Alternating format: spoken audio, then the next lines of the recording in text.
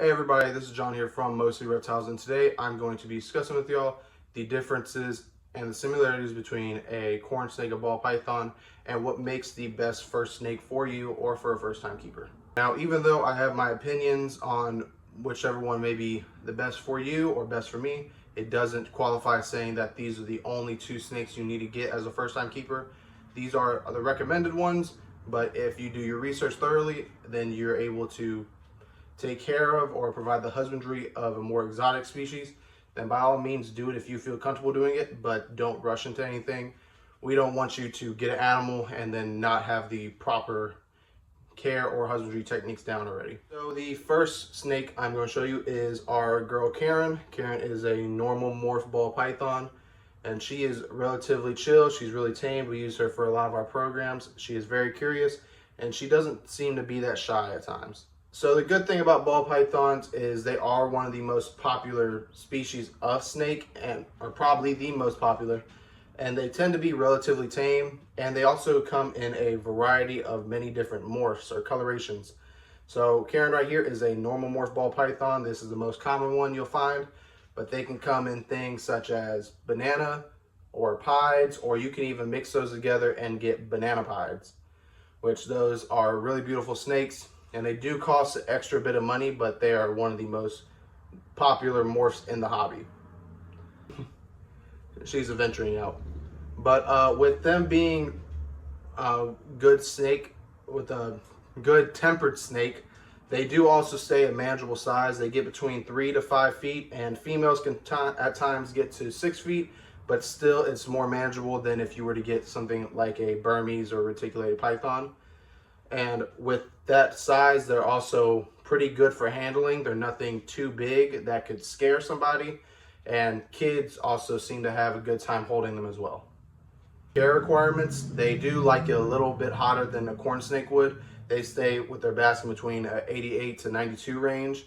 And for their enclosure, at minimum, I'd say do a 40-gallon. But for adults, full-grown adults, we recommend that you do a 4x2x2. That gives them enough space to roam around, stretch out, and also to provide a little bit of climbing space with a deep layer of substrate. Cons, I believe, to having a ball python is feedings.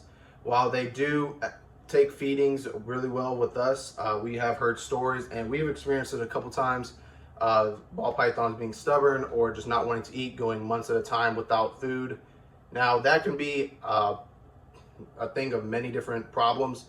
You could not have the right basking or the right humidity, or it could be a stress factor, or it can even be something as the snake food or the rat wasn't thawed out all the way, or it's too big for them. Oh, my bad. Or it's too big for them. Now, if that's the case, then there are things in the husbandry that need to be changed, but if sometimes they could just be stubborn with their food. I've seen that at a few different facilities where the snake has all the right parameters and all the food's thawed out, and they just don't want to eat. It won't kill them to skip a couple meals, but we still want to make sure all the husbandry is correct and that we're providing the best care so they can promote healthy eating. Right here we have our second animal. This is Butterscotch. Butterscotch is a hypo butter corn snake, and as you can see, she is a lot more slender bodied than Karen was.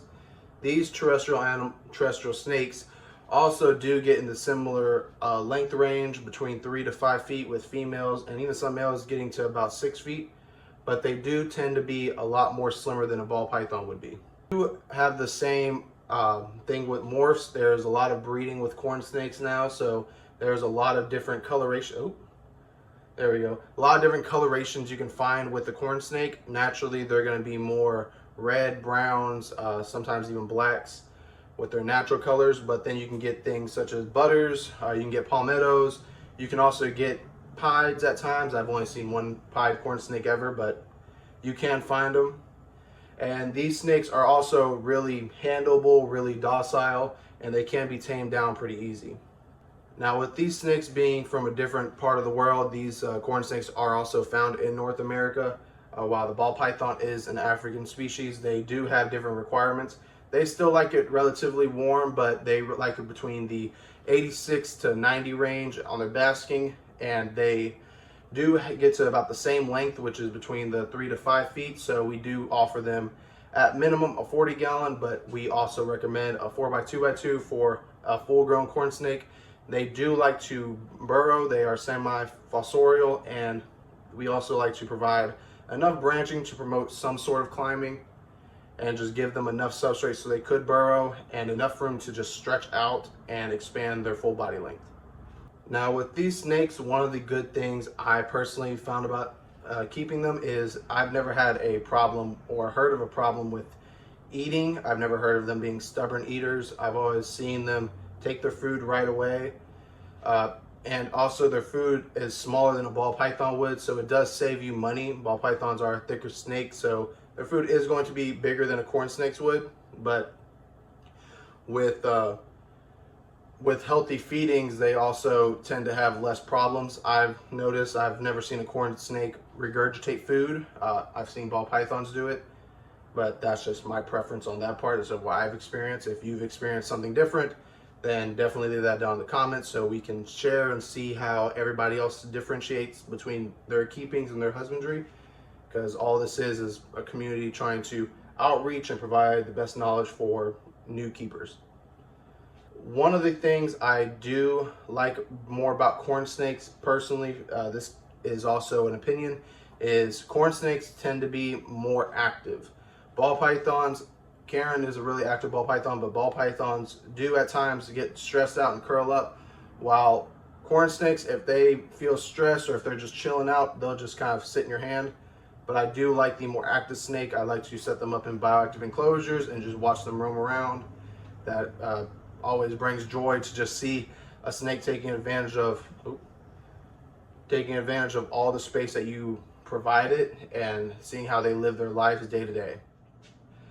And that's going to conclude the comparisons. If you want to know why I changed shirts, the corn snake actually used the restroom on my shoulder, so that was fun to deal with. But for the summary of it all and going into what I feel like is the best pet snake for you, that is going to be totally up to you. That I given my comparisons, what I believe, but all in all, it totally depends on what you think you can handle and what you want as a preference. If you feel, like I said at the beginning, if you feel like you want something different, such as, I don't know, a boa constrictor, then do your research, get the right setup, work out with whatever you can handle, and that's your opinion, that's your decision, you can make. But when it comes to my personal preference between a ball python and a corn snake, I choose corn snakes. I like colubras more than ball pythons, but that's my opinion. It's not here to say that's the only thing you can do or the right decision. That's just what I personally agree with. But if you did enjoy this video and find it helpful, then please like and subscribe. If you have any different experiences with different snakes, then please leave that down in the comments. I'm more than happy to listen and see other people's experience and how they feel it differentiates from what I've just said. But if there's anything else you'd like to see, then also comment that down below, and check us out on Instagram, Facebook, TikTok at Mostly Reptiles. And we appreciate you watching this video, and catch you later.